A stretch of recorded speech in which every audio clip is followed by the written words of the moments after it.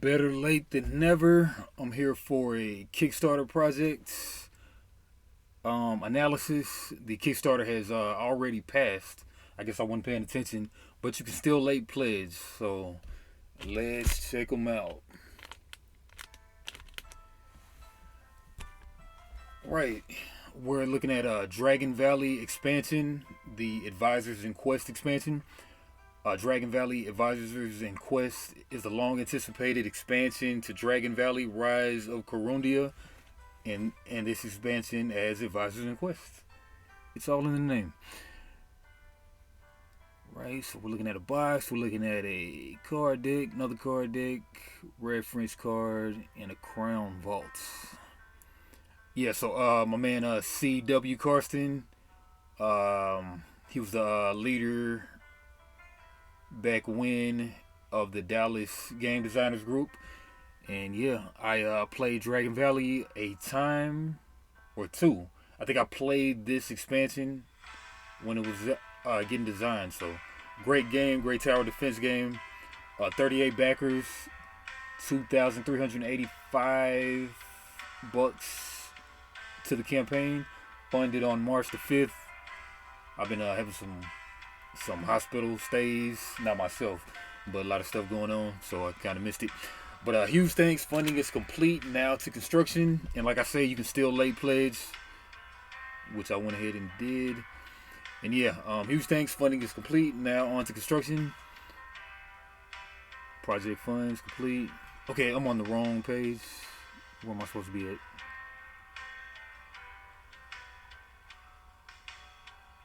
Updates. Okay, rewards here. No, campaign. Alright, here we go. Alright, so 115 backed. Let's play the video. Been a while since I've been like on Kickstarter like this.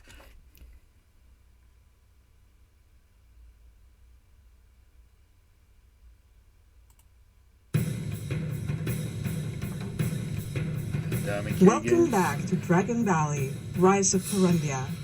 Get ready to elevate your gameplay with the newest expansion, Advisors and Quests. In Dragon Valley, players fend off waves of dragons, marauding orcs, and battering rams, using the king's precious aid.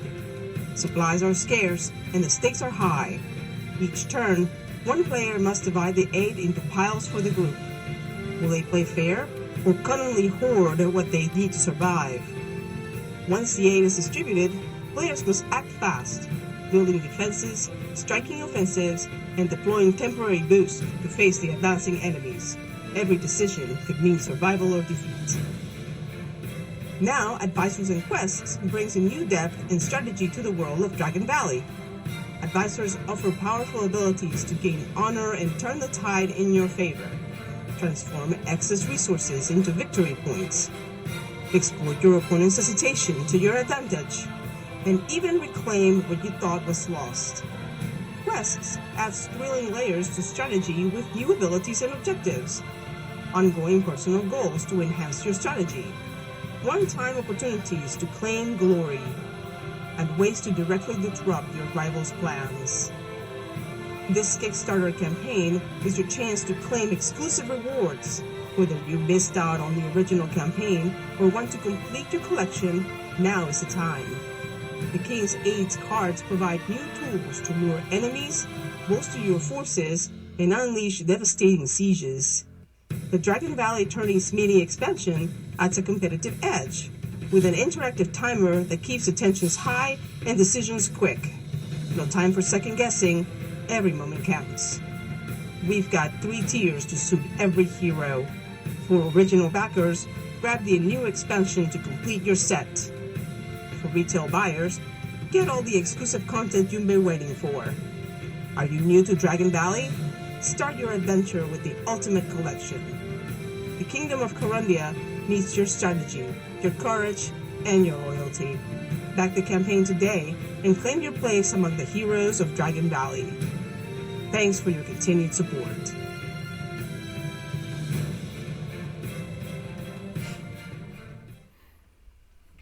Right, it's going down. So yeah, they pretty much said it. Fully funded. Welcome back, brave heroes, to Dragon Valley. The kingdom is once again in peril from the hordes of invading dragons and marauding orcs brandishing battering rams threatening the realm, but not all is lost. The fate of Corundia hangs in a delicate balance, and the decisions you make will shape its future. This new expansion introduces two major features, advisors and quests, offering fresh opportunities and challenges for players. So like looks like you're throwing the Karoons out and you're kind of maybe you're bluffing with them and maybe you're just paying some in them, and then we got all kind of real time stuff and all kind of all kind of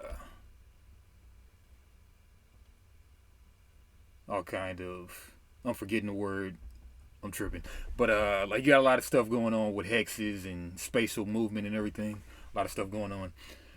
A cadre of influential figures stand at the ready to lend you their wisdom, power, and cunning to your cause. From the enigmatic necromancer to the noble protector of the sky, these advisors bring unique abilities. They can sway battles, enhance your resources, and open new paths to victory. Advisors will be critical allies in your quest to outmaneuver your rivals. 12 advisor cards, each with distinct abilities in a dynamic new system that rewards clever synergies and bold strategies. Sounds mighty strategery-ish. Embark on epic adventures. What am I doing? Throw the tunes on. Send your champions into the unknown as you pursue perilous quests for glory and treasure. These challenges will test your wits and courage with choices that echo across the realm. 32 quest cards offer personal objectives and unique paths to victory. I love the personal objectives. The secret cards and unique paths to victory with optional competitive options to suit your gaming group. What's in the box? 52 beautifully illustrated advisors, quests, quorum vaults, and reference cards. A rulebook with clear gameplay instructions on adding additional content to the base game experience. More about the game, Dragon Valley, Rise of Corundia. Okay, before we get into Dice Tower, let's read the rewards. So I went ahead and got the expansion itself, and what you came here for, this is the new expansion for Dragon Valley, Rise of Corundia.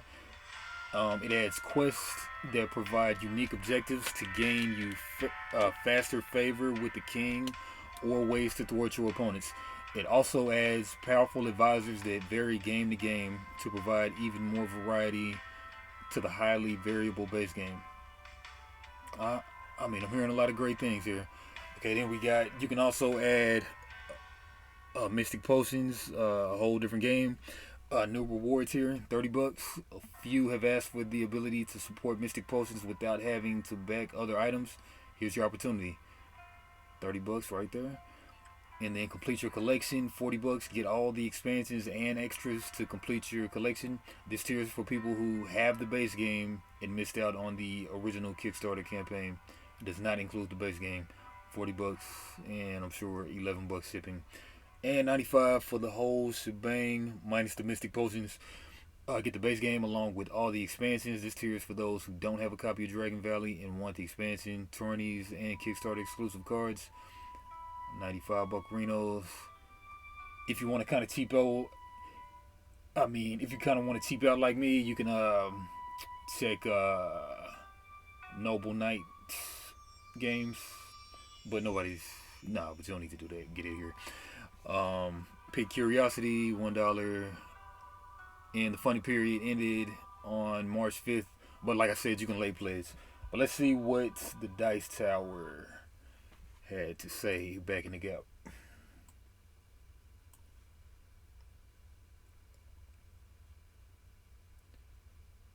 Go from tossing and turning to resting and relaxing with a game-changing adjustable base by Revive. Discover the perfect one for less at the living space.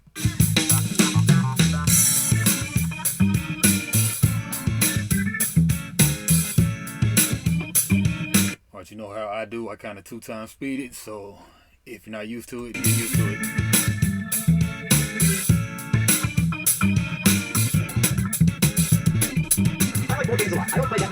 a few video games like Skyrim that I love playing. Most of my video game playing is just a little flash games on the internet. There you go. Because they're free and they're quick, and if I stop in the middle of playing it, life goes on. During your lunch hour at work. Well, I'm not saying that. But It's lunch hour, that's my time. I do during anyway. He does it during class. No. But anyway, one of my favorite of those little flash games is tower defense. Yep. Tower defense games are, I don't know what it is about them. I just get a kick out of watching guys trip into my place and I shoot them down. And get this. And people ask, where is a board game about tower defense? Well, here's the first. Here you go. And I doubt it will be the last. Nope. But it's the first. This game incorporates tower defense. It also incorporates the ultimate answer to what you do when there's one piece of cake left and two kids want to eat it. One cuts it in half and the other gets to choose which piece they want. There's no arguing that way. And that's what this game has. The I divide. Love the I cut you choose mechanic. You choose methodology. So let's look at it and we'll tell you if it's good or not.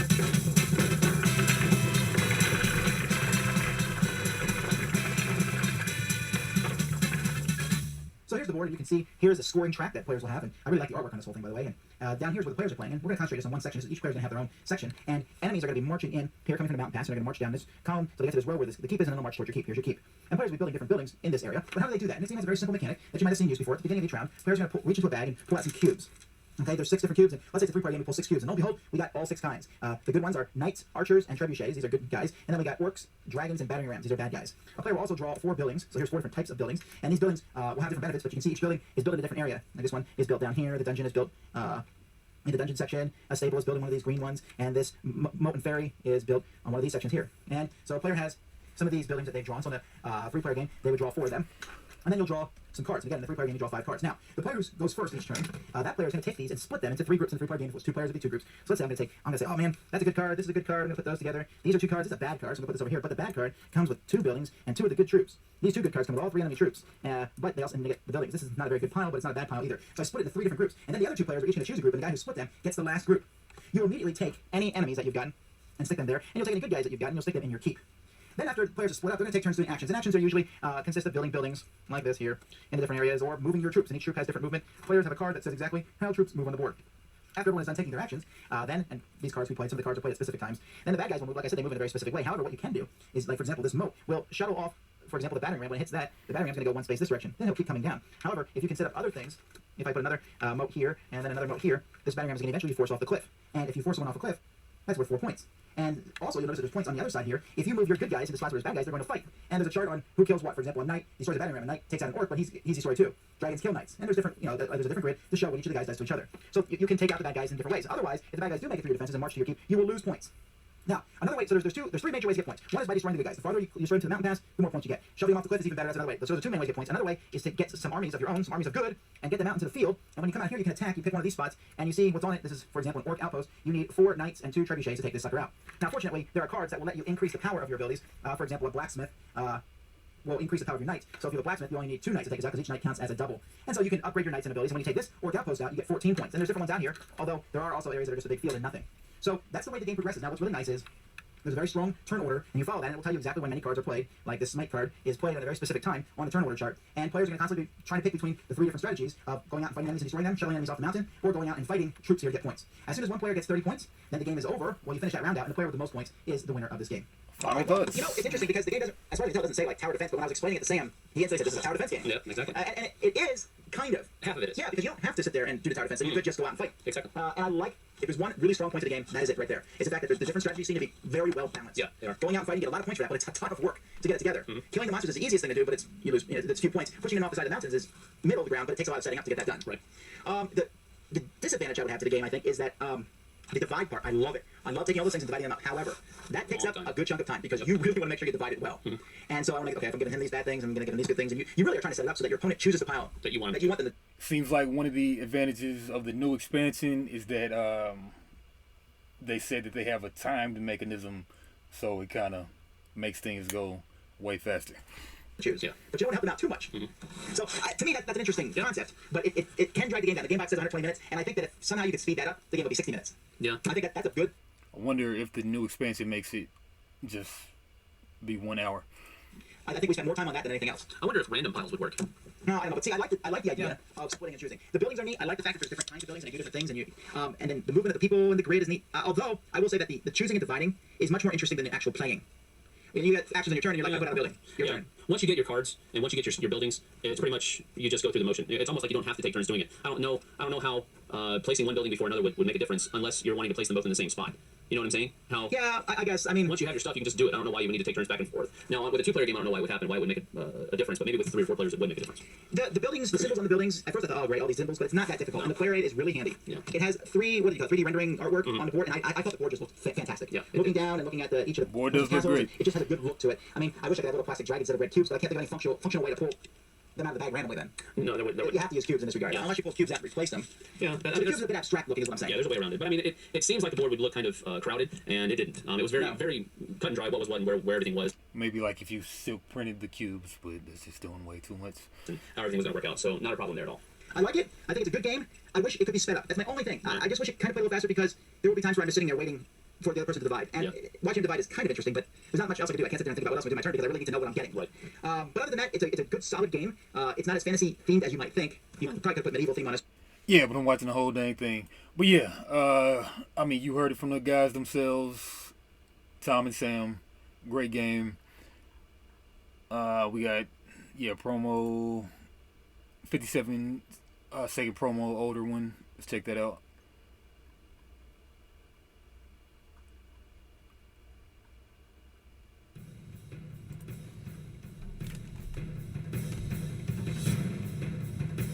Welcome to Dragon Valley, Rise of Corundia, where strategy and valor determine the fate of your barony.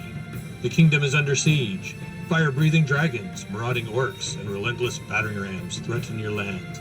The king has provided aid, but not enough for everyone.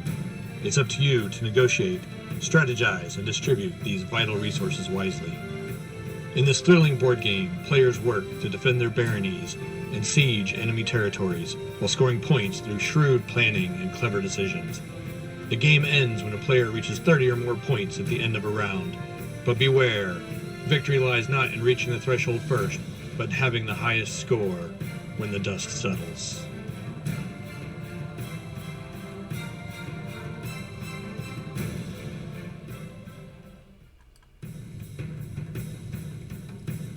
On the loop.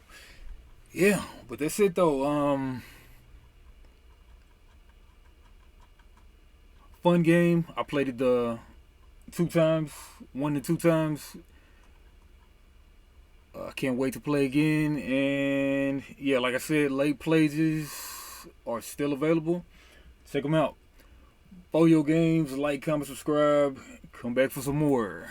Dragon Valley, Rise of Corundia content. Peace.